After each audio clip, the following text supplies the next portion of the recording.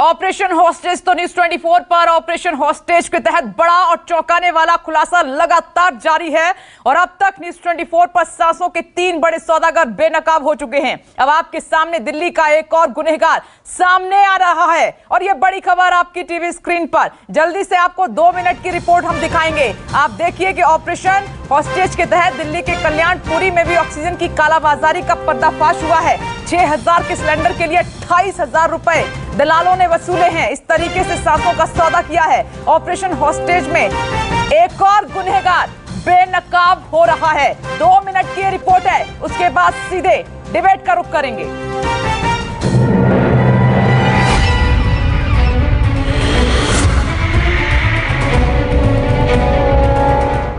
News 24 की investigating team खुफिया कैमरे के साथ दिल्ली के उन गुनहगारों को ढूंढ रही थी जो सांसों का सौदा कर रहे हैं, जो महामारी के मारे मरीजों को लूट रहे हैं। कल्याणपुरी न्यूज 24 के अंडरकवर रिपोर्टर्स का अगला पड़ाव था दिल्ली का कल्याणपुरी। यहां हमारे खुफिया कैमरे में एक और गुनहगार कैद हो गए। हमें ऑक्सीजन की दलाली करने वाले एक दलाल का नंबर मिला। हमने फोन किया तो हमें रहमान नाम का एजेंट मिला। उसने 15 लीटर के ऑक्सीजन सिलेंडर के लिए 28,000 रुपए मांगे। आपकी बात है सिलेंडर की, मिल जाएगा सिलेंडर? कितने लीटर का? 15 लीटर का सिलेंडर है, 28,000 रुपये का। 28,000 कुछ कम कर लो, थोड़ा बहुत देख लो स्टेशन ऐसे चल रही है। ये रेट ठीक। देखा आपने, मार्केट में 15 लीटर का जो ऑक्सीजन सिलेंडर 6,000 रुपए में मिलता है, उसके लिए 28,000 रुपए लूटे जा रहे हैं। ना कानून का डर, ना पुलिस का खौफ, खुला खेल चल रहा है। सिलेंडर कहाँ मिलेगा, कब मिलेगा? कब तो भी मिल जाएगा, कैश पेमेंट करा भी मिल जाएगा। कैश पेमेंट करेंगे तब मिलेगा? अभी थोड़ी देर बाद एक आध घंटे बाद। अच्छा, 1 घंटा लगेगा। गैस भरी हुई मिलेगी या बिना भरी? गैस पूरी भरी हुई। ऑक्सीजन के इंतजार में पेशेंट भले ही मर जाए, लेकिन इन्हें फर्क नहीं पड़ता। इनमें इंसानियत मर चुकी है। ये पैसे के भूखे भेड़िए बन चुके हैं। 1 रुपए कम नहीं करेंगे। कोई मर रहा है तो मरे, सांस थम रही है तो थमे।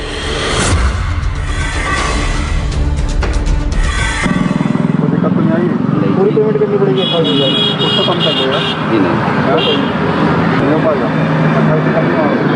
नाम रहमान, मतलब रहम करने वाला इंसान, लेकिन पैसों की लालच में ये शख्स बेरहम बन चुका है। ऐसे तमाम बेरहम हैं जो बड़े बड़े शहरों में ऑक्सीजन का गोरख धंधा कर रहे हैं। हैरानी ये है कि इन पर लगाम लगाने वाला, इन्हें जेल पहुंचाने वाला कोई नहीं है। वरुण सिन्हा के साथ विमल कौशिक, न्यूज 24 दिल्ली। और इस रिपोर्ट के बाद सीधे मैं रुक कर रही हूं मनोज यादव जी आपका। जहां सरकार है, सिस्टम है, पुलिस है, प्रशासन है, वहां सांसों का सौदा इस तरीके से किया जा रहा है। मनोज जी, सबसे पहले तो आपको ऑपरेशन हॉस्टेज की बहुत बहुत साधुवाद। जिस तरह से आपने पीछे भी ऑपरेशन मेघदूत किया था, उसमें भी मैं उपस्थित था। देखिए, मीडिया का काम होता है एक सत्य प्रहरी के रूप में भूमिका निभाना, और जनता का भी कर्तव्य बनता है कि इस तरह के जो असामाजिक तत्व है जो आपदा में भी अवसर खोजने का काम करते हैं, उनकी जानकारी ज्यादा से ज्यादा लोगों तक पहुंचे। मैं बता देना चाहता हूं कि दिल्ली पुलिस सतर्क है, और ये राज्यों का भी कर्तव्य बनता है, हर स्टेट का कर्तव्य बनता है कि सतर्कता बरते, और इस तरह के जो असामाजिक तत्व है, जो राजनीतिक कुछ जो सामाजिक जिद है, जो जीवन रक्षक की जगह जीवन भक्षक बन बैठे हैं, उनके ऊपर उचित से उचित कार्रवाई होनी चाहिए। मैं बता देता हूं, खान मार्केट गैंग का एक व्यक्ति था, ऑक्सीजन कंसंट्रेटर का ब्लैकमेलिंग कर रहा था, नवनीत कालरा, उसके ऊपर भी कार्रवाई करने का काम दिल्ली पुलिस ने किया है। इमरान हुसैन, आम आदमी पार्टी के मंत्री हैं, उन पर भी कार्रवाई हो रही है। फरीदाबाद में एक ऑक्सीजन सिलेंडर के साथ पकड़ा गया कांग्रेस का नेता, उनके ऊपर भी कार्रवाई हो रही है। लेकिन मेरा सवाल यह है कि इस समय आरोप और प्रत्यारोप की जो राजनीति कर रहे हैं, जो ओछी राजनीति कर रहे हैं, जो आपदा में अवसर खोजने का काम कर रहे हैं, मेरा उनसे सवाल है कि राज्यों की जिम्मेदारी भी बनती है।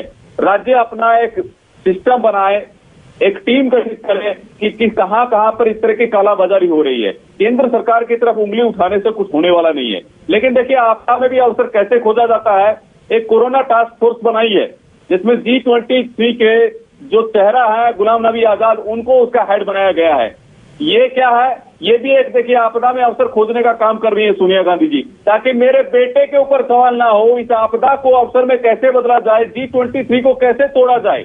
देख रहे हैं, आपदा में भी इतना अवसर दूर खोजने का तक काम कहां कर जा रहे रहे हैं, हैं मनोज जी? देश को बदनाम करने का काम जिम्मेदारी कर रहे तो हैं। दोनों की बनती है। वैक्सीन पर ये सवाल उठाते हैं, राज्य और केंद्र वैक्सीन दोनों की पर कैसे जिम्मेदारी कैसे बनती सवाल है। उठाते हैं, एक एक करने से नहीं बनेगी ना बात।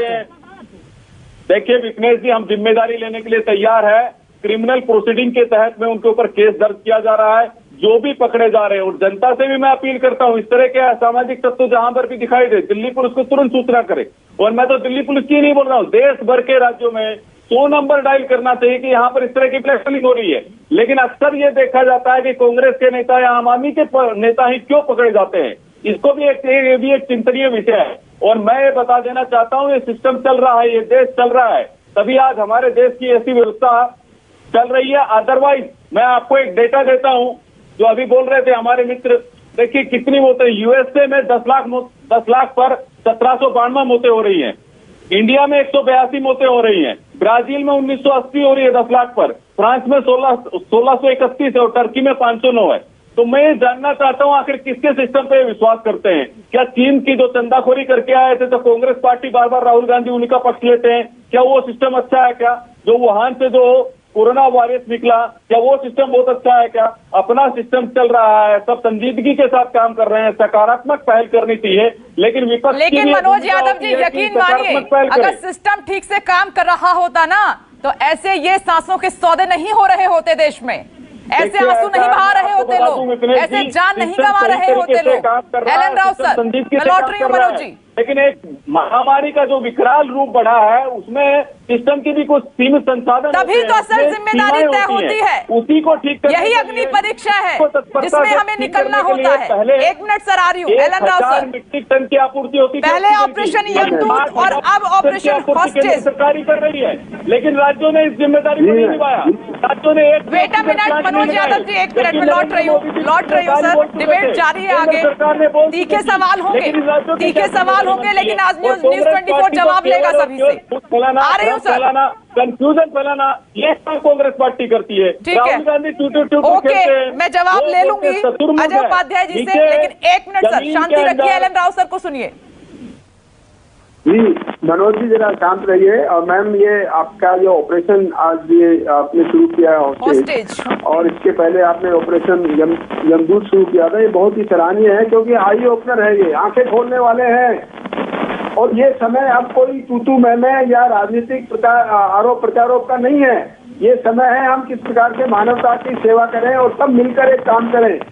ये किसी पर दोष लगाने की जरूरत नहीं है। पुलिस, जहाँ तक पुलिस का सवाल है, पुलिस को जो ही खबर मिली है, और दिल्ली पुलिस ने अपना इंटेलिजेंस नेटवर्क इतना दुरुस्त किया हुआ है कि आए दिन आपने देखा होगा, अखबारों में पढ़ रहे हैं कि कहीं न कहीं कोई गैस सिलेंडर, कोई ऑक्सीजन का गैस सिलेंडर, ऑक्सीजन सिलेंडर, कोई ऑक्सीमीटर, कोई दूसरा रेमडेसिविर, और कितनी दवाएं और कितने ही रिकवरी यहाँ पुलिस ने की है। और कई लोगों पर अनगिनत केस बनाए हैं। मैं उनको अब गिनना, स्टेटिस्टिक्स देना अभी जरूरत नहीं है, लेकिन अखबार दुनिया पढ़ रही है, सब में क्या क्या एक्शन हो रहे हैं, और पुलिस कहीं भी कोई कोताही इसमें नहीं कर रही है। लेकिन हमें देखना है एक मानव के तौर पर, मानवता के तौर पर, ये इस प्रकार से मानवता के दुश्मन बने हुए हैं। और ऐसे मैं इनको गिद्ध कह रहा हूँ, कहना कोई इसमें बड़ी बात नहीं है, जो कि अवसर में ये इसमें आपदा में अवसर ढूंढ कर ये लोगों को गुमराह करके, ये देखिए ये 2 गुना है जो आज आपने ऑपरेशन हॉस्टेज किया है। इसमें 2 गुना है। एक तो लोगों से, मजबूर लोगों से पैसा ऐंठना, और दूसरा पैसा ऐंठने के बावजूद भी कोई सेवाएं नहीं देना। लोग तैयार हैं कि पैसे ले लो भैया, हमें सेवाएं दे दो, हमें सांसें दे दो, हवाएं दे दो, सिलेंडर दे दो। लेकिन ये लोग हैं जिस प्रकार से इन्होंने ये देखा कि अब मजबूरी का फायदा उठाया जाए, और किस प्रकार से, ये तो एक क्रिमिनल बैकग्राउंड के लोग हैं जो ऐसा कर रहे हैं, क्योंकि कोई भी सामान्य जो आदमी है वो इस प्रकार के घिनौने काम नहीं कर सकता। और एक बात मैं और आपको स्पष्ट कर देता हूँ कि ये थोड़ा बहुत ये टाइम, इसे कहते हैं क्षणभंगुर सुख है इनका। जो पैसा कमा रहे हैं क्षणभंगुर है, ये गंदा पैसा, रिश्वत का पैसा, इस प्रकार से नोच कर कमाए हुआ पैसा ये कभी काम आने वाला नहीं है इनको।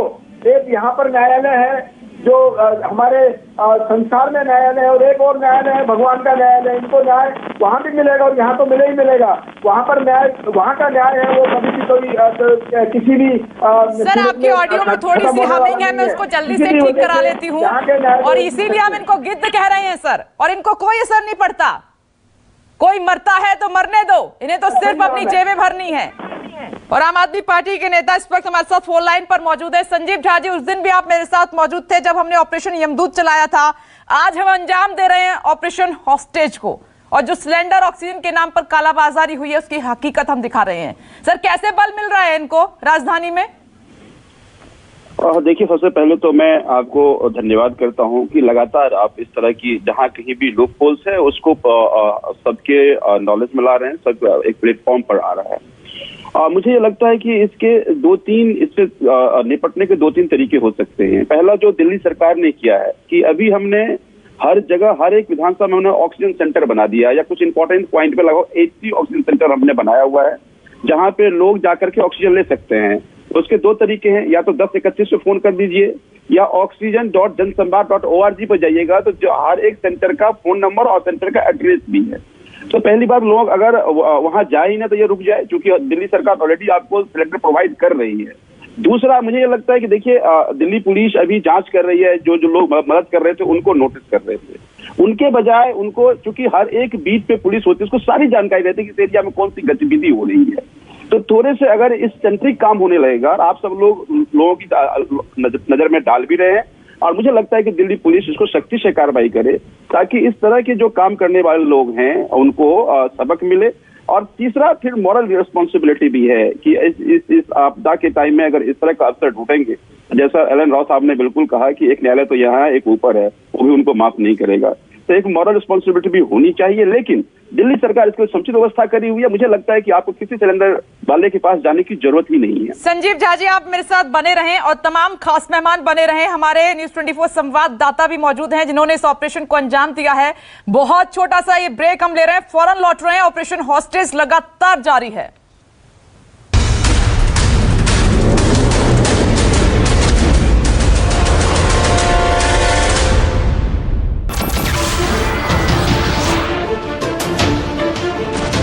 नमस्कार, मैं हूं मानक गुप्ता। अगर आपको हमारा ये वीडियो पसंद आया हो तो इसे लाइक और शेयर जरूर करें, और हां, हमें सब्सक्राइब और फॉलो करना ना भूलें ताकि आप देश और दुनिया की कोई खबर मिस ना करें। तो जुड़े रहिए हमारे साथ और देखते रहिए न्यूज़ 24।